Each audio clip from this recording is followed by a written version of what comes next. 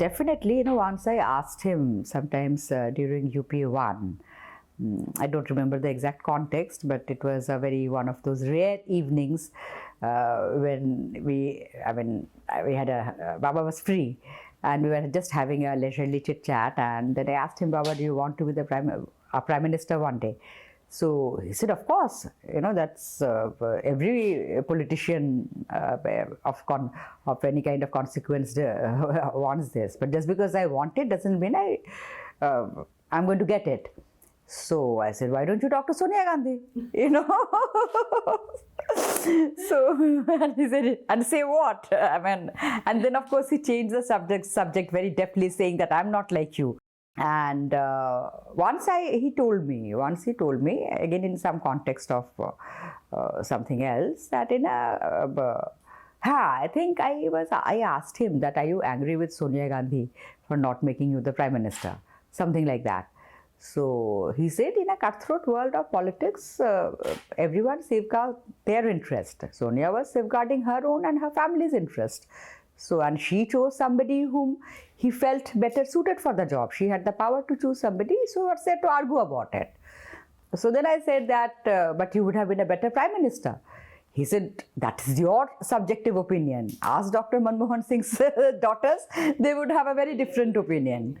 So that is a kind of thing. But so like when I went through his diaries, especially of the later period, and I felt that, he was quite grateful to life or God. He was a deeply religious person. So he was very grateful to God for what he got in his life rather than being bitter about what he did not.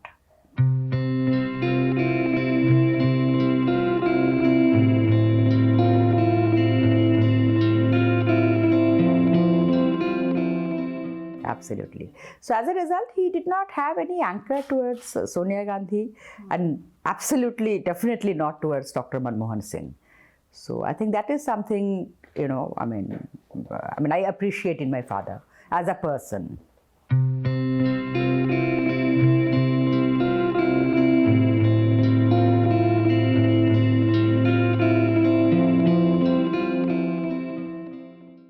Yes, and that's why I have written at length, about the incident, because I felt that my father definitely would have wanted me to. So, I got some handwritten notes in his papers, and which were definitely meant for his memoir, for some future memoir. And he also explained his own reasoning for the mistrust towards him by Rajiv Gandhi, and later through Sonia. He gave his own analysis. Why the mistrust, why there was any mistrust, why Sonia did not make him prime minister. The true answer only Sonia can give. But that was his own analysis, and I tend to agree with it, that this mistrust arose because of, my father's very assertive nature. And so he wrote about himself that, when I look back, I think Rajiv was correct in not incorporating me in his cabinet, because he realized I'm a tough nut and I do not toe line easily.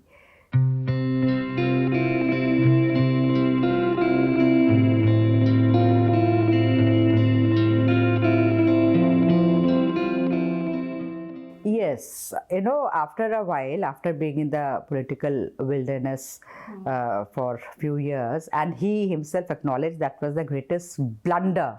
He has made the greatest blunder of his political life by quitting Congress, and he has written at length about it in his book. I have also mentioned some of it. And then he slowly started. And by then, Rajiv was also in a position where his old friends left and turned against him, and there was this whole Bofors scam, and perhaps, Rajiv also felt betrayed by people whom he thought very close to him once upon a time. And so he said it in an interview that about my father and a couple of other people like Mr. Dhawan. So in response to a question that why Now, there is a growing closeness between him and them, whom he just distrusted once more. So he said that a lot of things which were said about them were not correct. But unfortunately, Rajiv Gandhi died very young. And this has been my father's greatest regret, that he really could not work closely with Rajiv.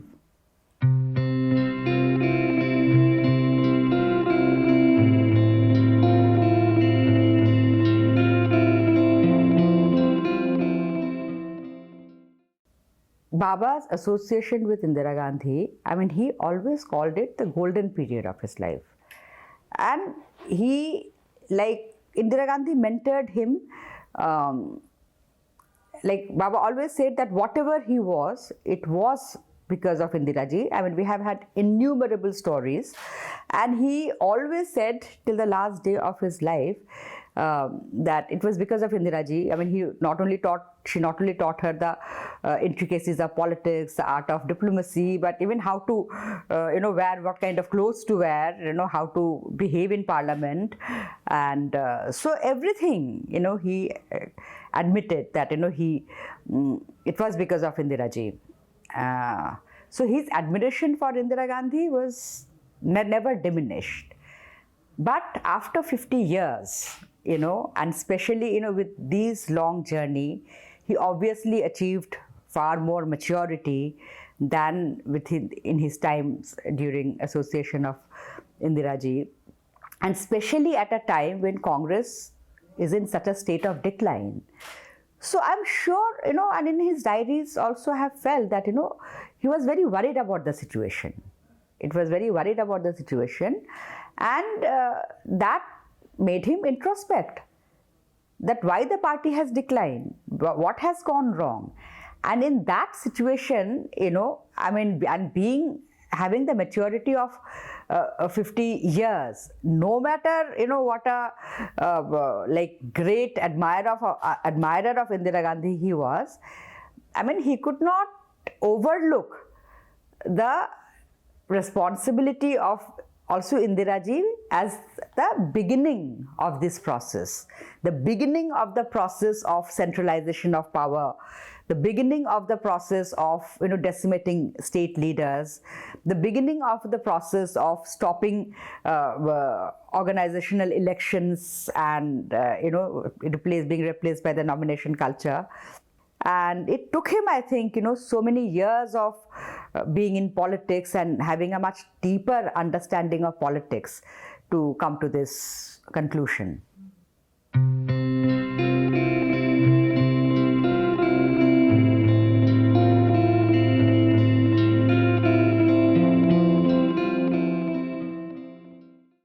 He was a big admirer of Rajiv Gandhi, and he really felt he had done some marvelous work within this very short fight period. And he is the one who started this digital India, and in terms of the state accords and everything. But these one overturning the Supreme Court judgment in the Shah Banu case, and the opening of the Babri Masjid. But my father felt that it was an absolutely wrong decision. This kind of trying to balance between Hindu votes and Muslim votes, this somehow my father felt, it doesn't really gel with Congress ideology. So we are all seeing the result of it, unfortunately. And from then, it actually, I think, polarized the society even more. And it gave BJP the main, before that, the opening of the temple issue was not such a major thing. It came into their manifesto in their second election. So then the rest is history.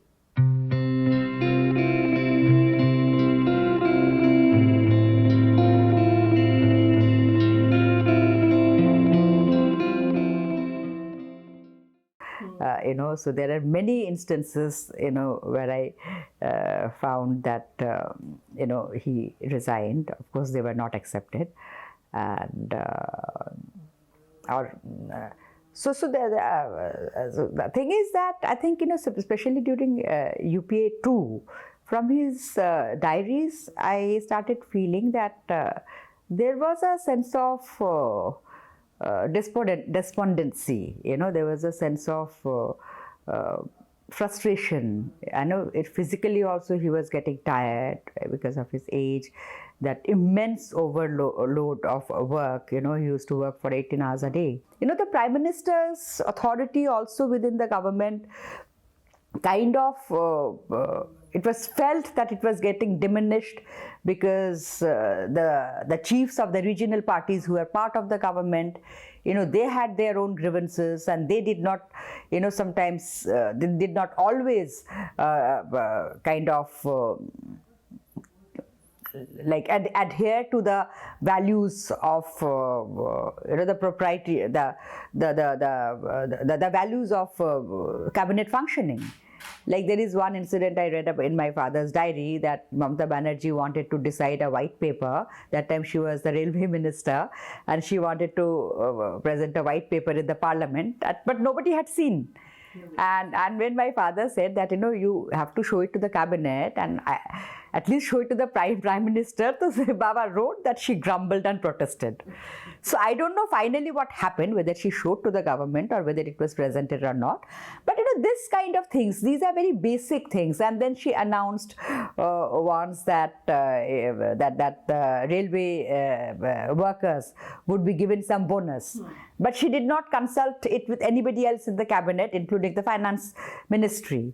So these kind of unilateral decisions, it is not there in the functioning of the cabinet system of governance. So these issues were there. Then all the scams came, and the Anna Hazare movement, and so UPA 2 was like really a tough time for the Congress government, for the Congress party, and for my father till the time he was in the government.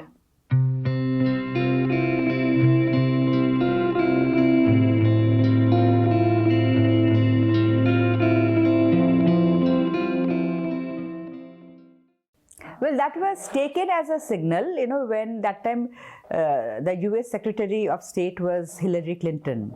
And for the lunch, and the economic relationship between the two countries, India and US, was very much on the agenda of Clinton. So Baba was finance minister then. So when he wasn't invited, so that raised a lot of eyebrows, and there was a lot of media comments and all. And though I did not find any reference of this event in Baba's diaries at that time, but about a month later, there was another dinner for the judges where only the law minister was invited, and among the other ministers, only my father was invited. So there he, referred to this Hillary Clinton lunch and not being invited. He said, perhaps I am being included because of the earlier, yeah.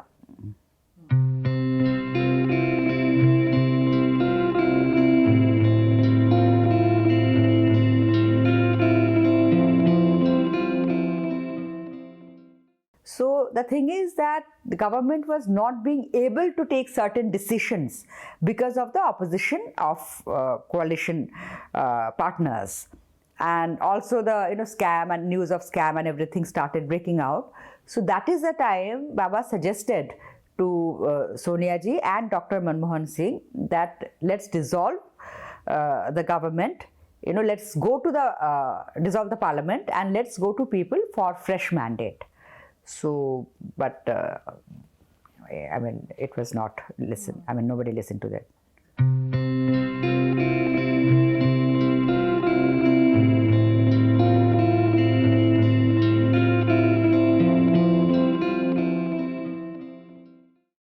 No, there was nothing. There was nothing that, he was somewhat sure that, it is not going to be him. It was not going to be him. So there was no nothing written about this. But I personally think that towards, before the announcement of presidency, one day Ahmed Patel came to see him. And Ahmed Patel told Baba that he suggested to Sonia Gandhi that let Baba become the Prime Minister and let Dr. Manmohan Singh be the President. And when was this? And just before the announcement of the candidature. So Baba just wrote that, and though he did not say anything further, But later in his book, in the presidential years, he wrote that, he went for a meeting with Sonia Gandhi for whatever reason. He said, somehow I had this feeling that she might make me the Prime Minister and elevate Dr. Singh to being the President. So my personal guess, it's all guess, is that perhaps this conversation with Ahmed Patel might have triggered the last hope in his head that he might become the Prime Minister. But anyway, we all know that it didn't happen.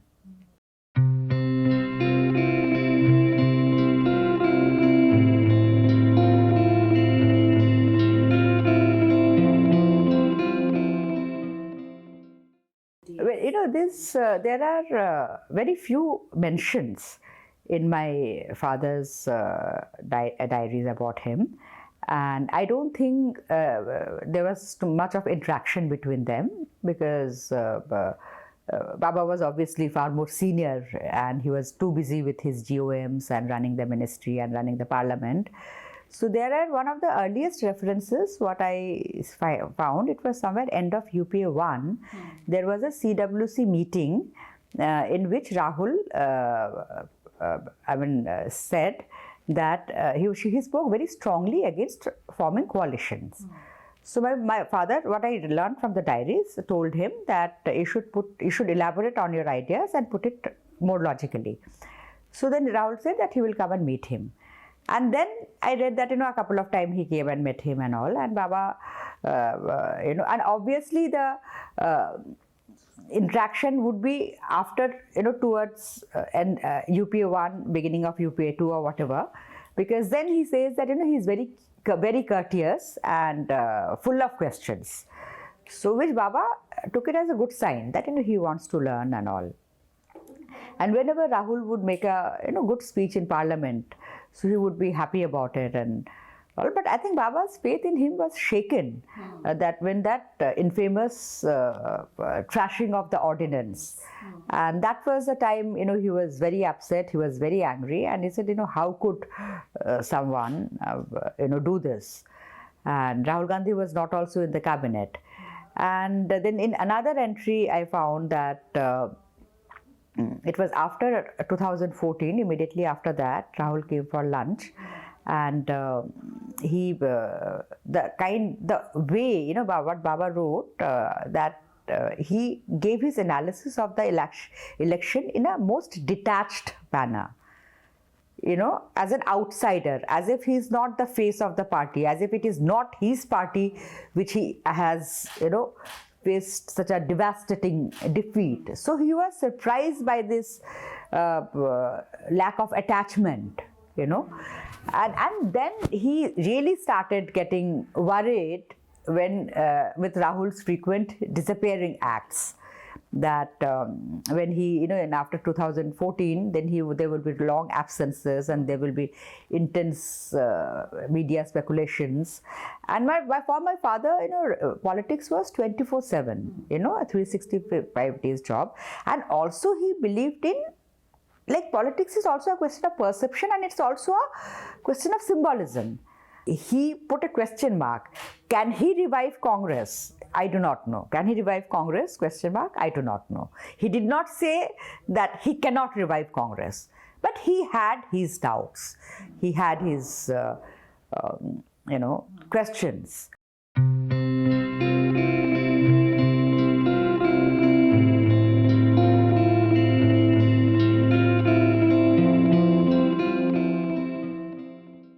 Oh yes, the way he shouted at me as if I did that.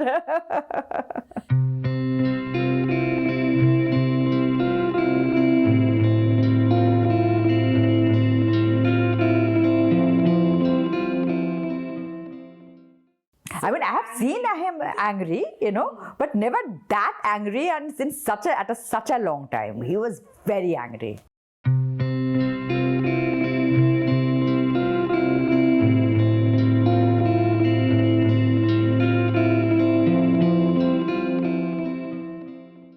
Yes, and that is something he wrote later at night, and which I came to know only much later after his passing away.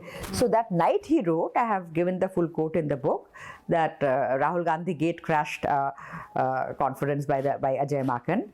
Then he tore up the ordinance. So I don't remember the exact words, but then he said that he has got all the arrogance of his Gandhi Nehru lineage without their political acumen. So.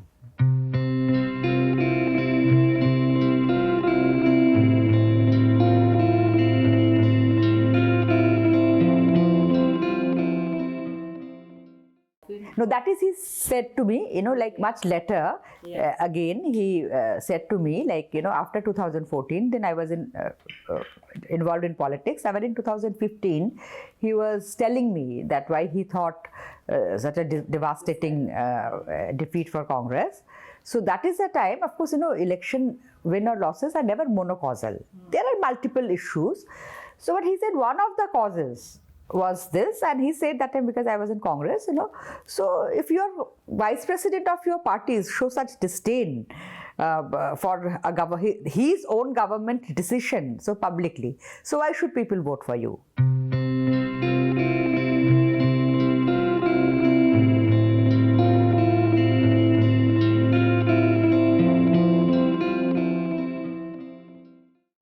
Yes, and he also held himself responsible for this. He said, it's for me and people like me. Aren't we accountable for the decline of the party? By allowing by mortgaging the party to Gandhi family and their interest, and by stopping the democratic process of choosing leaders by election, aren't we also responsible and accountable for stopping the democratic process within the party? So he also, but this kind of things can come back only in hindsight. They can come only in hindsight. When you look back, when you truly introspect, when you think, and then also you see your own role in this.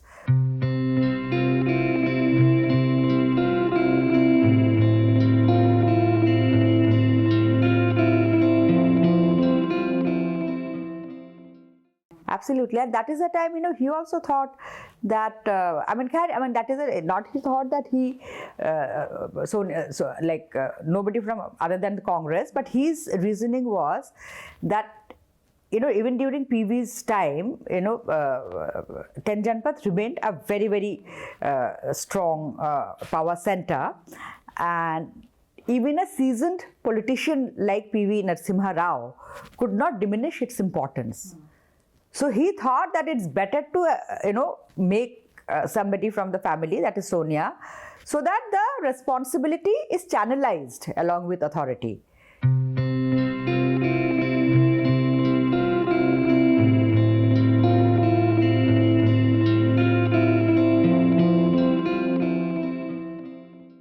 No.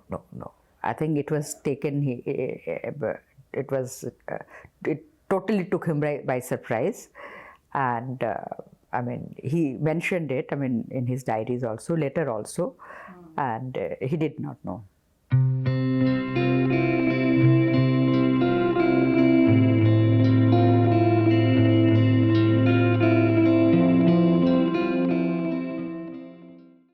So, from my father's diaries, and then from whatever, I have read about Mamata Banerjee's biographies of this, during the time of my writing. So, as per her biographers, that, again, I don't remember the year, but, there was a PCC election for PCC presidentship, where Mamata, that time she was still in Congress. So, she lost by very narrow margin to Sumen Mitra. And perhaps, she held my father responsible for it and could never. Of course, my father had his own version, and which he has written in his book. But for whatever reason, there was and Mamata also felt that, my father was very soft on left.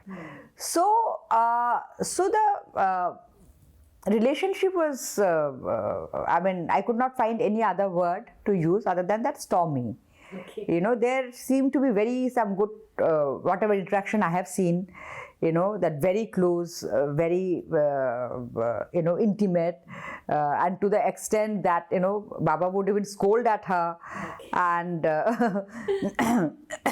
but, so still I mean, to be very honest, still I don't understand what was the political reason for Mamata Banerjee to oppose candidature of Pranab Mukherjee, presidential candidature. What is the political reason? I don't have any answer for that. But anyway, finally she supported him, and so I would like to thank her for that.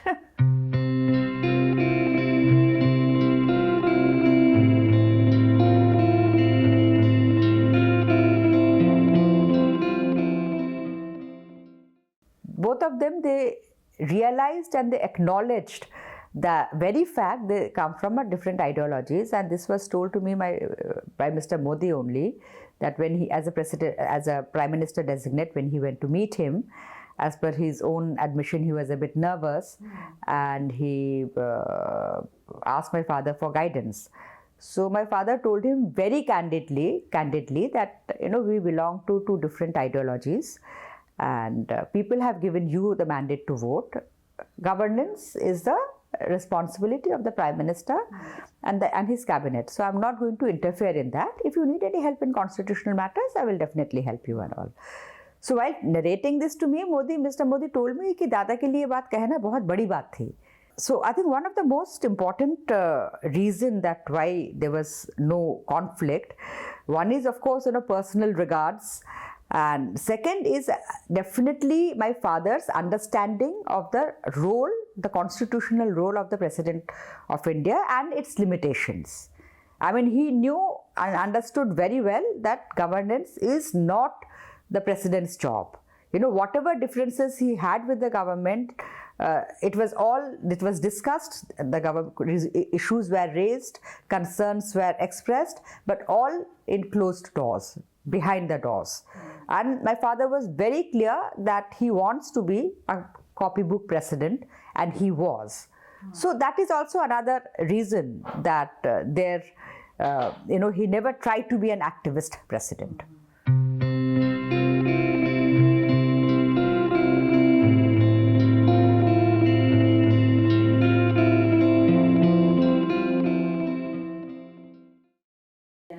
My father always used to say, even when he was in politics, his personal relationship, good relationship with Narendra Modi, the Prime Minister, is not unique in the sense, I mean, my father had good relationship with people across political divide, whether it's Jyoti Basu or Buddhadev Bhattacharjee from Bengal, who are left leaders, to Arun Jaitley, L.K. Advani and Sushma Swaraj from the right, from the BJP. So, I mean, he had excellent relationship with Nitish Kumar, who broke the ranks with NDA to vote for him.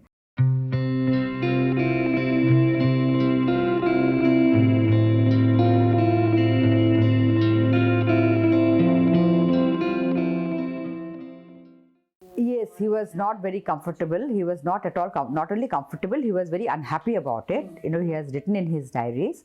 And in fact, from his diaries, I learned that he has advised Mr. Modi, not to ignore Pandit Nehru's contribution. And Mr. Modi said something he would do, but obviously, as far as nothing was done. But Baba was also critical the way, this Rajiv Sonia regime also ignored the other prime ministers, including Congress prime ministers. And he was very upset, of course, also this whole Savarkar bashing, and so the whole political discourse. And one thing, I remember having a discussion with my father about this. I grew up in a political family. I have seen my people coming and all. They would fight in the parliament, but never crossing a certain boundary, whether in terms of usage of language or even in terms of personal relationships. So I was kind of pretty disturbed, and I said, why did it happen and whatever. So you gave me an explanation which is there in the book. And one thing he said which stuck in my mind, he said, it is Congress that established democracy in this country. So it is more than any other political party. This is the duty of Congress to adhere to the rules and ethics of democracy. He said you can't fight your own legacy. You can't diminish and undermine your own legacy. So this is primarily Congress's responsibility to uphold the ethos of democracy.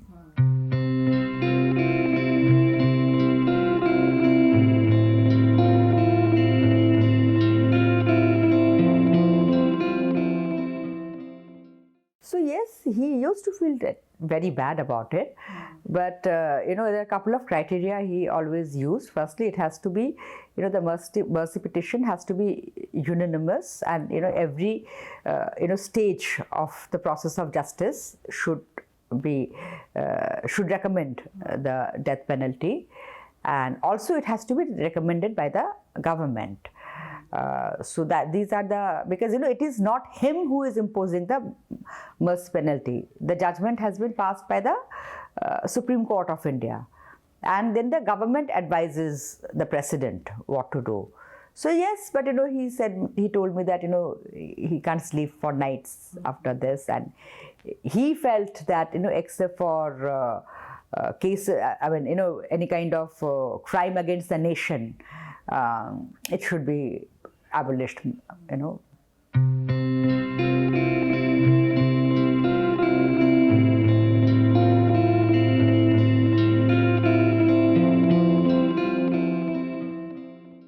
Yeah, but when I look back, I think it was something foolish on my part to do, because my father believed in dialogue always throughout in his life, and he had the ability to see the other side of the coin, the other side of the ideology, and he also believed that in democracy, different they have the right, different ideologies have the right to exist. That is the whole crux of democracy. And so he believed that there is nothing wrong in having a dialogue with RSS, especially considering the fact that the people of India has chosen RSS Pracharak as the Prime Minister. And he actually used RSS platform to preach Congress ideology. I don't think, he might have made Congress, current Congress high command or the leaders unhappy, but he truly upheld Congress ideology.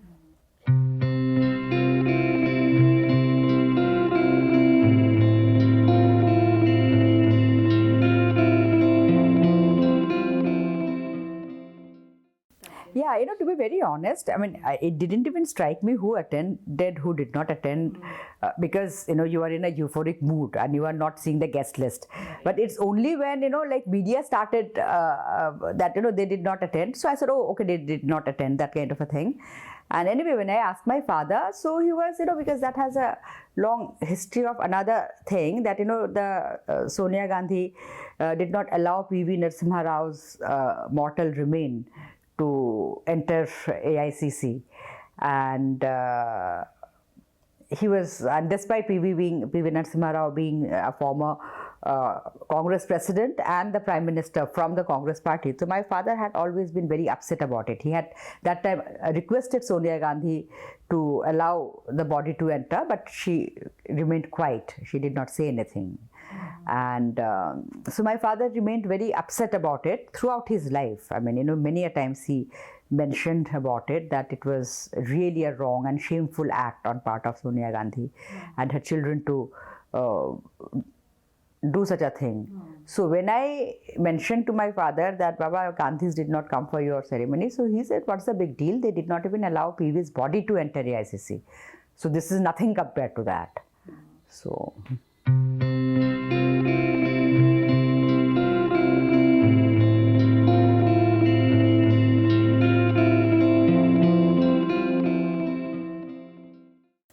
I'm not even seeing my social media because I know that I will be trolled badly. And yes, I have today only I have sent a copy to Sonia ji.